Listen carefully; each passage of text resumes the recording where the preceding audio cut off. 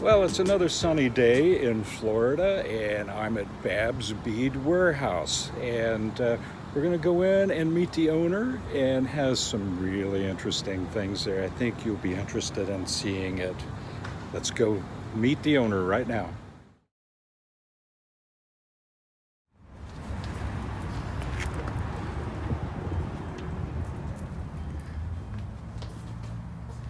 How we doing? There. Hi, Carrie. How you doing? Pretty good. Yourself? Oh, not too bad. Good to meet you good, again. Good to see you. Good to see you. Welcome back. Been here quite a few times for the past few years, and wanted to give a quick little tour of your shop. Cool. Well, the front part of the shop is Bab's work. So all the fabrics and jewelry and everything, the finished goods, that's everything that she makes. And of course, she has access to the best of the best of the beads and the minerals. Yeah. Cool. And the rest of it is the beads. Of course, we like the gemstone beads very much. Only the original stuff. Yeah. None of that plastic stuff. There is no plastic in the store. We pride ourselves on that. We do have glass and crystal. And we do have some treated stones, and we have some stones that people think are stones that are not stones. But we inform them things like imperial jasper and other rocks that are not really rocks. Right. So, yeah. Yeah, so there's the middle end, and then we've got the inexpensive end. We've got pearls, and come on over here. We've got the showcase end. Not necessarily expensive, but absolutely beautiful. You guys like tourmaline out there? Oh, yeah. Check that out. Look at the cut on that. Oh, that's gorgeous. They're like vase shaped, faceted vase shaped. So Super. that's our store. Any type of stone you want to see?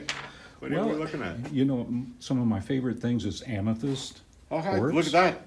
2 trays of amethyst. You know what the problem with amethyst beads are? No. A lot of it is what we call hydro. Hydro is synthetically grown amethyst.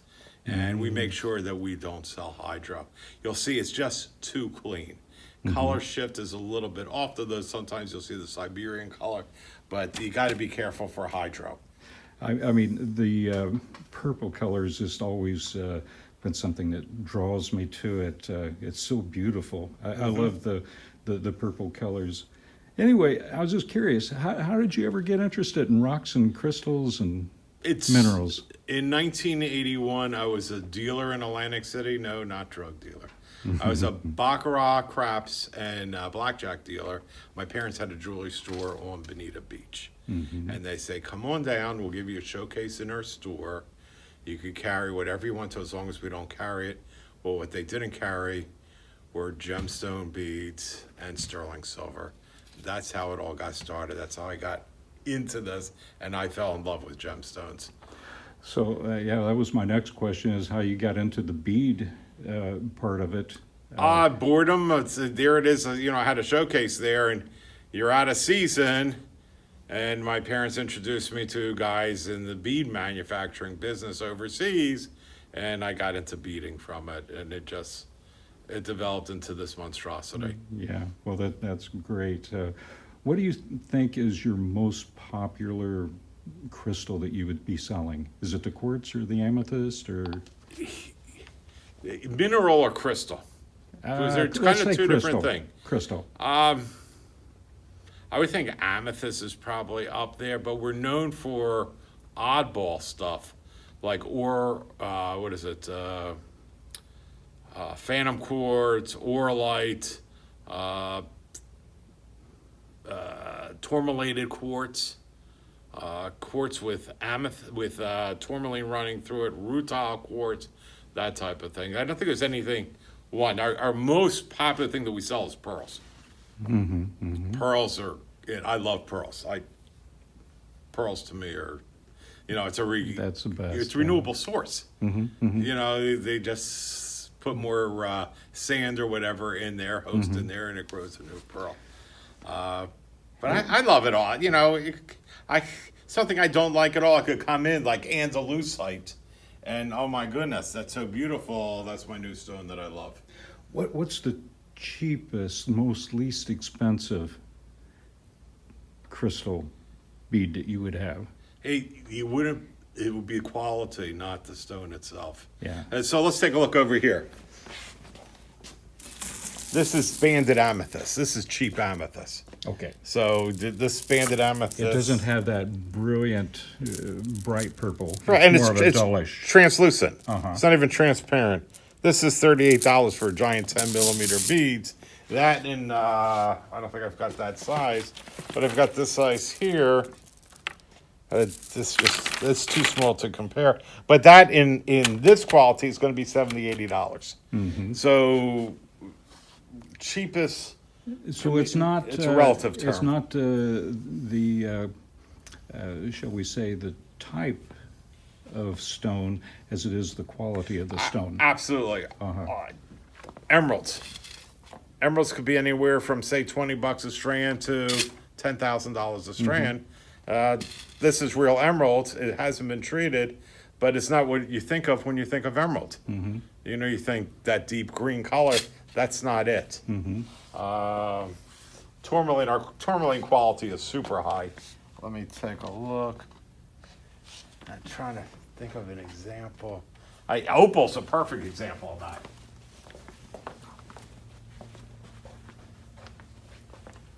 Or even lapis. Let's take this lapis. This lapis has a lot of white in it, a lot of non-blue color. Mm-hmm. Good lapis would be a royal blue color with no imperfections. Mm-hmm. Even though we like the pyrites in it, the pyrites bring down the price in the lapis. The same thing with, we'll have apatite. That's a neon blue apatite. It's gorgeous. Yes. Not gorgeous.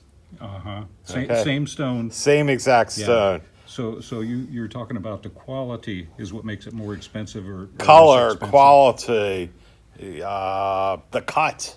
Although these are virtually the same cut. The size, the weight. There's just so much involved in it. This is round black opal, which is generally going to be cheaper than cut like this. Oh, that's beautiful. Yeah, this, there's a 90% waste in creating that bead, where there may be a 30% waste creating these beads. Okay. Well, if somebody was starting out, what would you recommend for them? Say a 6 millimeter, 8 millimeter bead? It depends. If they're making the elastic bracelets and they're trying to sell them, 8 millimeter is the most popular. 8 millimeter round. Yeah, it's like me, I like the 8 millimeter, Yeah. but I do have a 10 millimeter lapis. I've been wearing these for about 4 years. They're getting all worn out. The lapis is looking Needs pretty a ratty. polish. But and do you have chakra?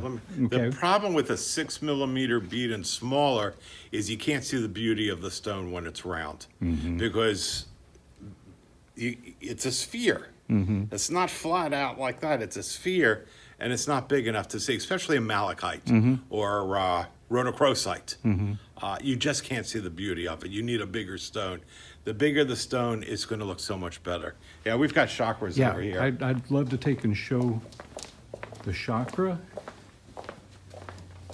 Off the top of my head, I don't know what all the stones are. It's on our website. It's listed. But here's 6 and 8 millimeter, all the chakras Oh, together. look at that. So you just get one strand of that, you Yeah. got everything. You can make 2 bracelets. 2 bracelets out of that. Fantastic. It's the only time we've ever done something like this because people didn't want to buy all the strands. Yeah, and what's the price on that? They're pretty cheap, $30. $30, yeah. $30 and $20 for Yeah. 6 millimeter. Super. Well, I'll tell you what, it's such an incredible collection. And it's not just round beads. You've got like Oh, we got every 20 shape. different styles of beads. You probably even got the little skulls and everything, don't you? Somewhere on this wall is some skulls. I don't sell a lot of skulls. Skulls, even though we have a tattoo parlor next door. Yeah, I have people all the time asking me, how come you don't take and make a bead bracelet out of skulls? Here. It's kind of like, oh, there you go. As skulls just aren't really my thing, but Yeah. some people love it. Yeah. I would think next to a tattoo shop we sell a lot more And skulls. one of my wife's favorite things is amber. Do you? I'll have amber. Yeah. I have everything.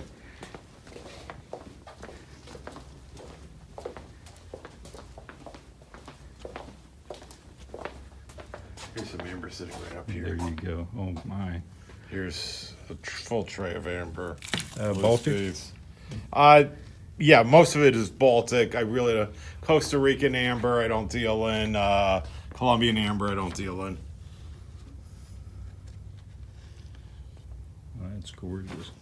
Spiny oyster, that's a real favorite around here. That's what it looks like, the actual shell.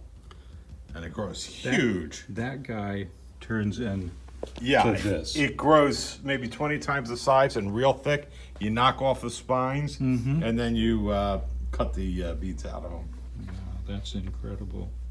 Okay, well, I tell you what, that's I got to take and search myself a nice piece of turquoise. I want to make a medallion out of it, and but I'll do that after we're done here. I appreciate so much No problem. everything. My pleasure. And you take care, You too. and we'll see you again. Bye-bye.